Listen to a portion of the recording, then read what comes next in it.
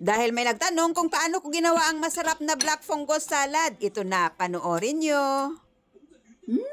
Ang bango. Gumamit pala ako ng dry fungus mga besh. At ibabad lang natin hanggang lumambot. Sa isang container, mag-prepare na tayo ng malamig na tubig with ice mga besh. Dahil malambot na siya mga besh, ganito na ang kinalabasan niya. At sa isang kaldero, nagpakulo na pala ako ng tubig mga besh at ilagay na natin ang fungus. After 5 minutes, iahon na natin ang ating black fungus at ilagay natin sa ating ice water mga besh. Para ma-stop ang kanyang pagluto mga besh at the same time crunchy talaga pag kinagat natin ang ating black fungus. Habang binababad natin ang ating black fungus, mag-prepare tayo ng ating sauce mga besh. Isang mahabang chili at hindi yan masyadong maanghang mga besh. Coriander, mas masarap, mas madami mga besh ang coriander dahil sa bango pa lang panalo na talaga. At nag-mince din ako ng garlic mga besh. Mga 3 pieces of garlic ang ginmince ko. Pag medyo marami ang garlic mo mga besh, the best swak talaga ang amoy niya. Napakasarap. Habang nagprepare tayo ng ating garlic, i-shoutout ko pala ang aking mga followers, non-followers, kag ang aking mga viewers. 1 teaspoon of sugar ang nilagay ko mga besh. Subukan nyo itong gagawin, sigurado masarapan kayo. For me mga besh, black vinegar ang perfect dito. Kung wala ka mo black vinegar, i-try nyo yung white vinegar or yung mga dato puti, pero hindi masyado marami mga besh. Maglagay din tayo ng sesame oil mga besh, ha, depende sa kadamuon sang inyong nga black fungus ang inyong nga mga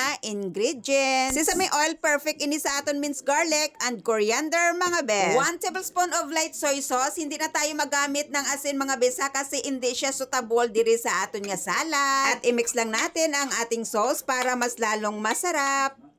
I-dry up natin siya mga besh. At i-dry up lang natin ng mabuti para wala talagang tubig pag hinaluan na natin ng sauce. Nakita nyo kung paano ko dry up. Totally talaga dry na dry yan mga besh para wala namang tubig pag nilagyan na natin ng sauce. Dahil perfectly dry na, ibuhos na natin ang ating napakasarap na sauce. Kaglugayon lang naton hasta mag-combine ang aton nga sauce kag ang aton nga black fungus. Habang nilulugay ko ang akon nga salad, naamoy ko talaga ang bango at ito natikman na So mga besh, ito na ang ginawa nating kinilaw na fungus or black fungus.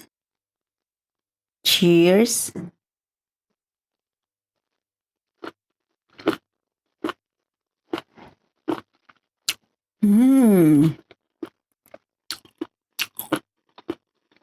Ang sarap pala mga besh. Gustong gusto ko. So ano pang hinihintay nyo? Subukan nyo na. Panoorin nyo ang video ko na ito.